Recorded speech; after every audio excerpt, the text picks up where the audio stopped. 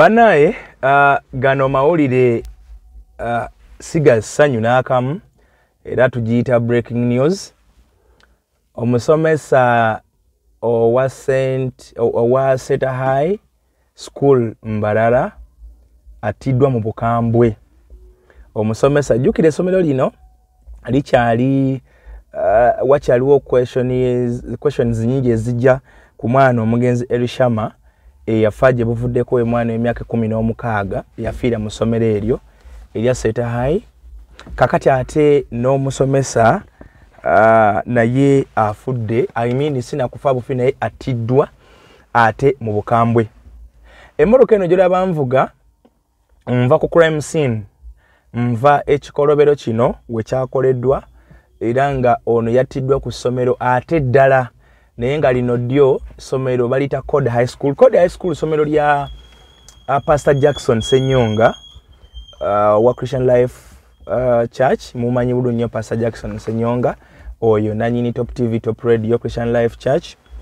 Era nanyini masomero gano galiwo abiri, waliwo Code High School erya secondary ne wabeerawo ne Life Day and Boarding Primary School erya primary. Gali mu kifo kimu abamanyi ebbajo kati wenva okusobola okwetegereza embeera. Manyi ffe wano ku Kimbo Updates tuba tulina okubawa ebintu nga ate biriko n'obujulizi, si just kumala gakola ki gwogera bwogezi nti kutuusa mukolo okubawa information. Tubawa information ng'eri valid ate nga tugirinako obukakafu kubanga ffe tutuukira ddala ku wenyini ku source. Kakati ensonga ziri waliwo abadde babitaginga ku mwana eyafa Elishama because ebibuuzo badde bikyali bingi, abazadde babuuza kino, essomero lyogera kino, public eyogera kino, nengenge ekituufu tekitiwali akimanyi. Abamu bagamba omwana yattibwa buttibwa, abalanga bagamba nti omwana yetta, basookaga nti omwana yeetuzeevu, wiki nga kiba kizibu mu ddoomu okwetugiramu. Kale no kyandibadde kyangu footage yandibadde avaayo n'ebiringa ebyo. Naye tetujja kugenda awo. Kanzo kambawe ekifaananyi kyenzije ku ground ne kyenzije ku ssomero, mwe mujja genda maaso n'okusalawo obanga ddala okufa kw'omusomesa ono kulimu akakwate konna ne omwana omugenzi Elishama yafiira ku ssomero eryo. Ensonga ezibadde zikyali mawulire ebbanga lyonna. Omusomesa abadde asomera ku Center High School Mbarara campus. Omanya nga amasomero jukira isooka ga mwami Muyingo, Minister Muyingo, naye Center High yagula ne expanding ina branches. Now bova ku Center High mwena gye mumanye ne yawano nga akaveseto ngoka mu kikaawo eyo yenkulu, naye waliyo Center High Mbarara campus. Mbarara si Mbarara Mwankole, era still ngoli mukono obeera wakayita emukono mu town ne weyongera noyita ne bayite Wantoni. Mukata masa waliwo akatawuni bakayita Mbarara. Actually we wali n'omubaka yali minister w'abavubuka n'abeerako minister of fisheries gwe bayita Ronald Kibuule. We wali amaka ge gali kwoleka agafiiramu n'abalongo bejjuuza awo gali kukuba Mbarara wenyini awo. So eno campus wesange babagita Mbarara, Center High Mbarara. Kakati omusomesa afudde oba omusomesa atiddwa, njagala mbategeeze amanya ge okusinziira ku biwandiiko wano byenfunye n'ebimukwatako. Bangambye Ivan Olaya. Ivan Olaya alina emyaka 30 era ng'ono abadde musomesa ku ssomero lino erya Center High Mbarara campus era ng'abadde awezezaawo omwaka gumu, era nga information eno agikonfaminze ye principal w'essomero lino Mwami Davis Akafumbe, ye principal ba headmaster yat confirming the information eno, era ye omwana omusomesa tebamudisowonize bamuhonize bagamba nti ono abadde musomesa waffe. Kakati obutemu buno bukoleddwa ddi? Njala mbategeeze nti obutemu bwakoleddwa mu kireo ekikeseza olwaleero ng'ennaku 22 era nga bubadde ku kyalo Bajjo Cell mu Gombola y'Egoma mu district ey'Emukono okulinana gate y'essomero erya Code High School. Kakati abamanyi Code High School bw'obeera nga nja kulagirira nti bw'otuuka Setamu Town n'okwatako kye bayita Bukerere Road katono.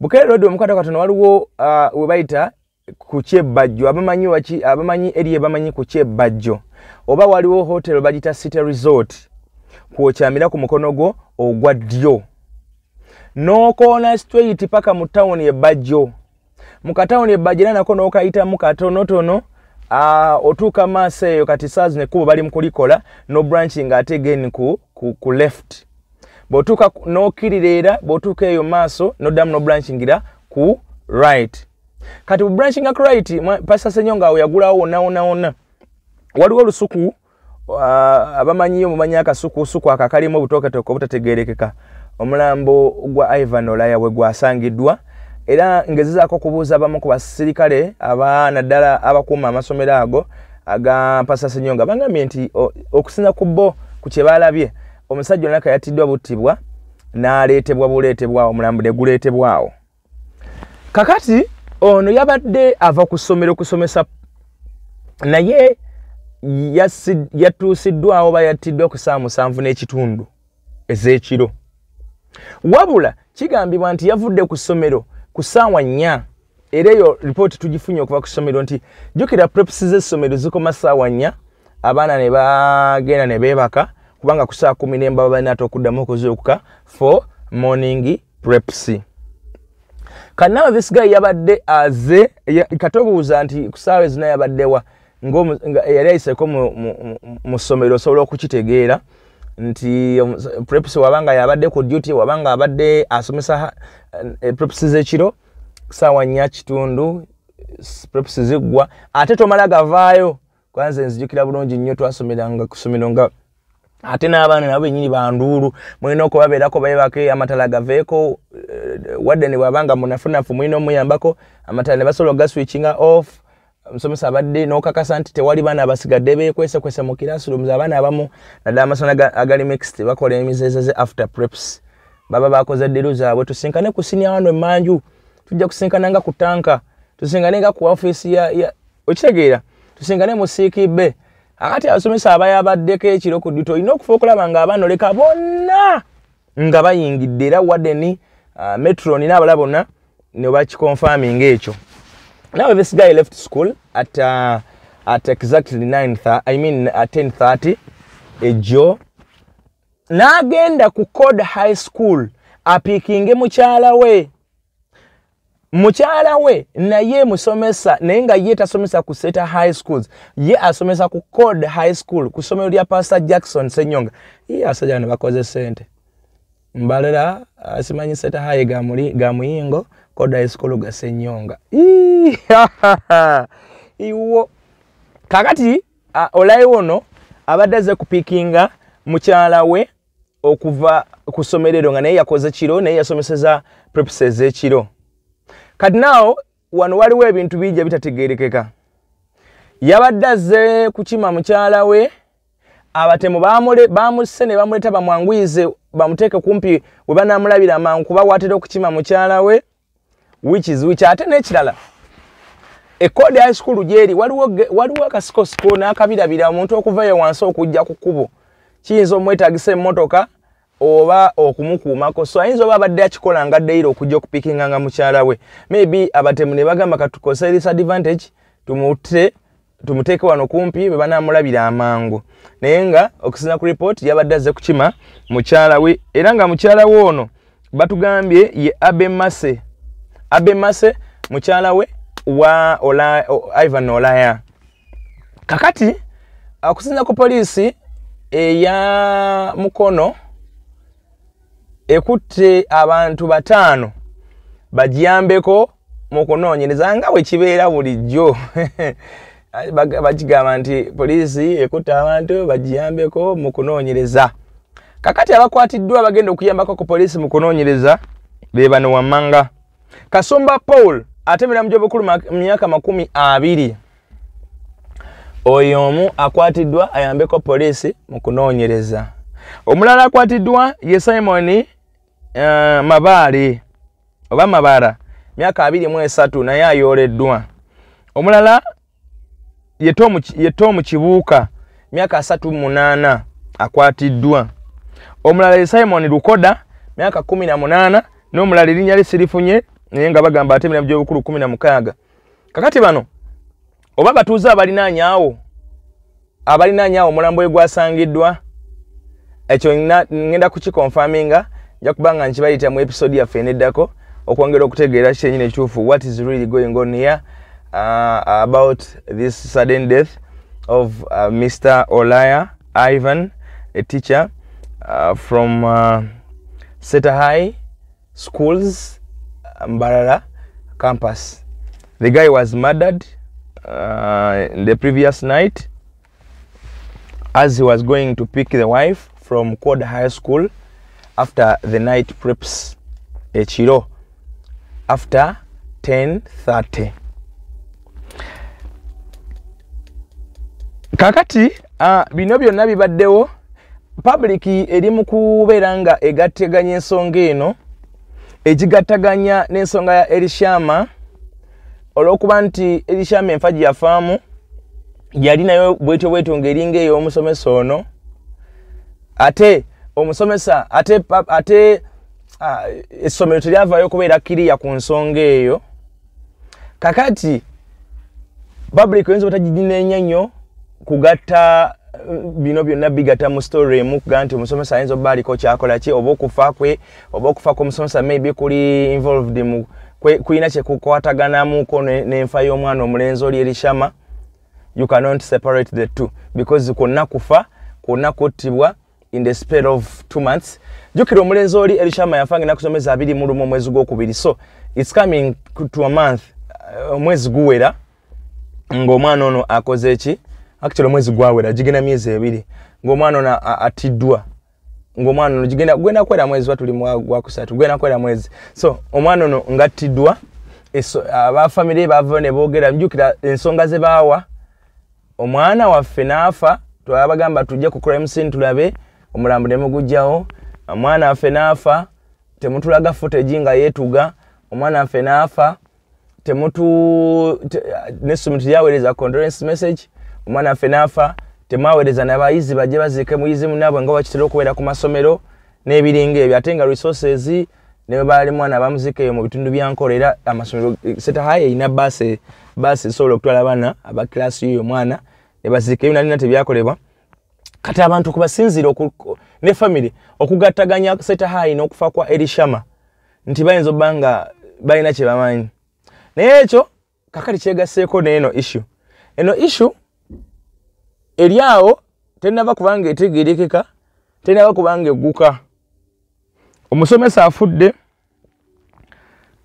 ndabyeko abafamily nga bagamba nti ffe waffe tagenda ati omuvubuka wava mwambuka eyo mambuka ga Uganda, naye omulambo wenkoledde emboozi eno wegenda okutuukirako omulambo guli mu ggwanika e Mulago, naye nga abafamily waliwo awandiise wano n'agamba nti effe ebyaffe ssebo tamala gafa atyo era tugenda kumanya ani adde involved mu ttemu lino, ate bakisobola agamba wanga ssebo galina tekiniki waabwe, balina logic ne technology ne technique, so they can do sibalina kye basobola okukola ne bamanya, balina kye basobola okukola ne bamanya. Tojjukira oli yatta akena ono omuvubuka oyo, omuvubuka gwe batta baali bamuyita Akena, kati eyatta erinnya ly'envudde mu mutwe, yalina n'omuwala sinsi ya Munyangari, mukazi we girlfriend sinsi ya Munywangali ne gaayo oyo, naye era baamala ne bagenda ne beetondera obwakabaka bwe waggulu eyo ne babasalira n'ento bazaali 5 omukutta oyo omuvubuka yali asikaali ku geemu wali Erugogo. So agamba wanga ebyabwe tebimala gaggwa, naye ebibuuzo bingi wabula okuddibwamu kutono, ebibuuzo bisigala bingi okuddibwamu kutono. Dr. Muyingo kino nakyo kivaamu otya? Kale kino kyangu okuvaamu kubanga omusomesa teyafiiridde ku ssomero, naye ate yafudde ava ku ssomero, kubanga ate oyinza okugamba nti naye omusomesa teyafiiridde ku ssomero lyange, mugende mukole ki, mugende mukole okunoonyereza kwammwe okulala, naye ate kakati yafudde ava mu kiraasi kusomesa, era ne records ziraga ng'eggulu yasomesezza ne props yabaddemu. So how are you explaining that? Are your teachers not safe? Seta High schools are not safe? Is it now a threat to the public? Is it a high school a threat to parents? Is it a high school threat to what? To students? Is it a threat to business people? Is it a threat to community? Because now issues ezokufa bwezitandika okuba nga zirayizinga mu ngeri bwetyo nga zijja back to back, oba oleeta ebibuuzo bingi eri abantu, era abantu oba baleetera okubuuza ate kino kizze kitya, ate kino kyajja kitya. Okyalina issue y'omwana oli etanaba kubanga eggwa, issue y'omwana omulenzi oyo etanaba kubanga etuuka weetuuse eri Shama. Agambye okuba nti no yattibwa buttibwa, naye nga n'essaawa ze tolaba kuproducinga footage ate ng'essomero ng'erya Muyingo tosobola kuŋŋamba nti no tekuliko footage. Essomero nga Seta High, one of the best schools in Uganda, one of the highly expensive schools in Uganda, you cannot tell me that they don't have CC cameras. At least kyandibadde kibeeranga ekisookerwako oba kyandibadde kibeeranga entandikwa for investigations. Actually, if you had produced the footage, maybe a public ne family bandibadde bategedde ne bakujjako olukongolo. In terms of business, kino kisobola okutta business emirundi bukadde.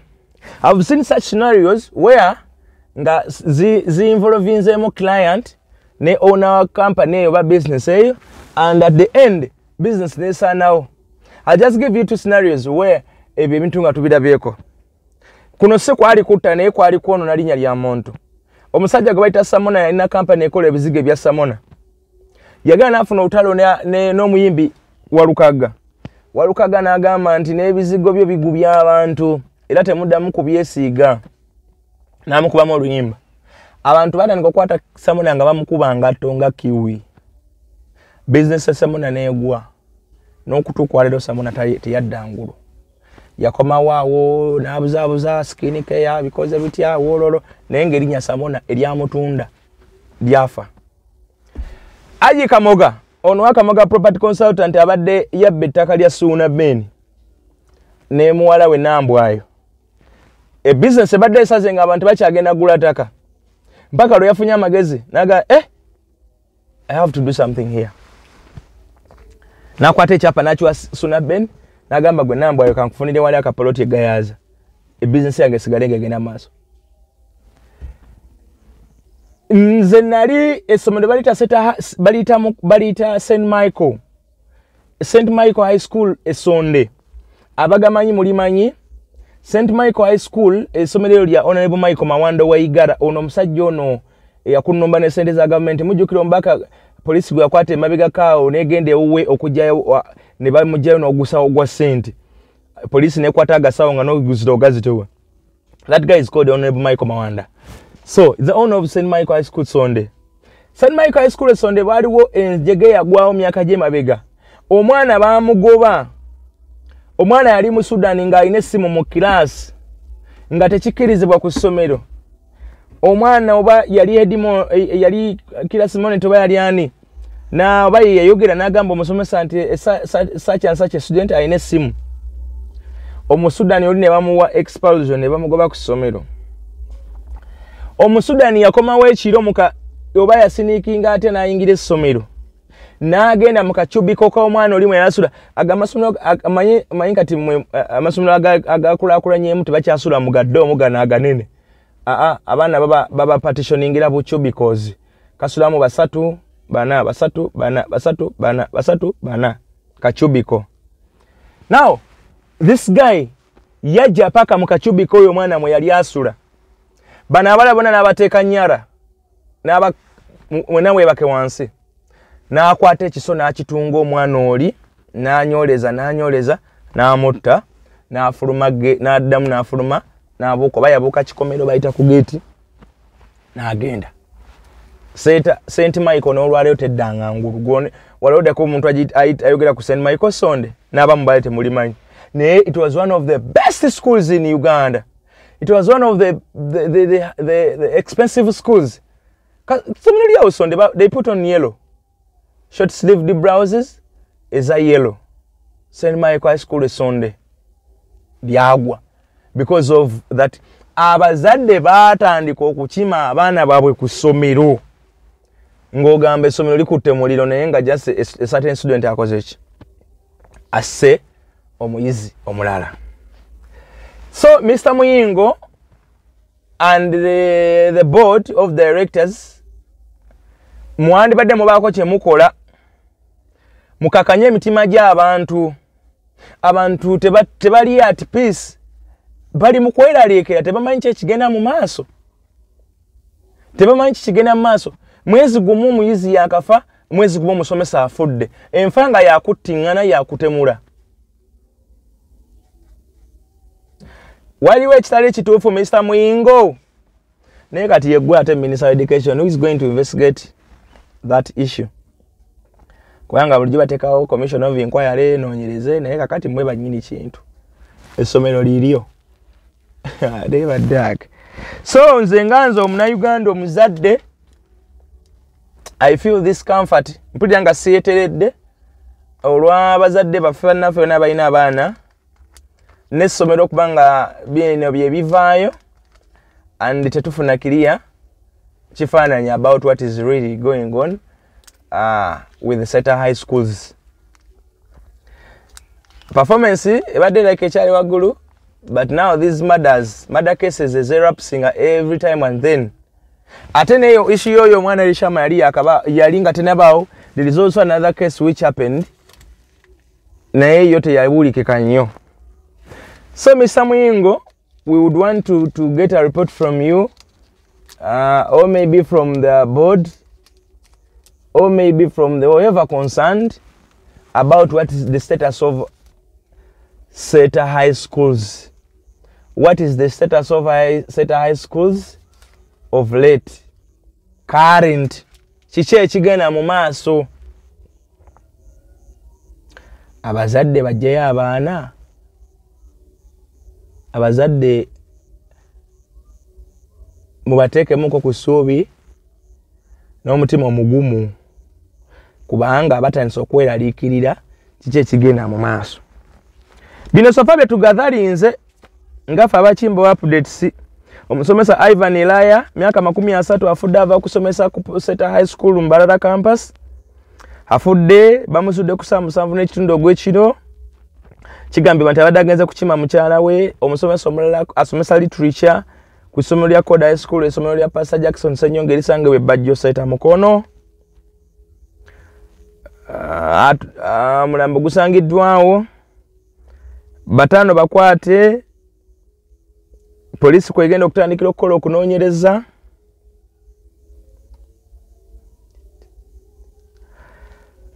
Byebyo kale Dream Restaurant etange bawandege yambazigidde mugene muli ekyemisana ekyeggulo n'ekya buli type abalina emikolo abalina kiduwa yidi n'ebirala mugende wanamubiro oyita ku Equity Bank noyambuka katonaawo ate gwayise mu katale ke wandege agamba kuba biriga kutwala ku Dream Restaurant bazigidde mugende mufune kye mwagala okulya ebintu osobola kubanga byatambula bulungi nnyo nyini ddala ewa anti namubiro wembazigidde ku Dream Restaurant. Mikwano gyange kale mbagaliza okulaba okulungi, subscribing, liking, commenting, mwebale nnyo. Bye bye.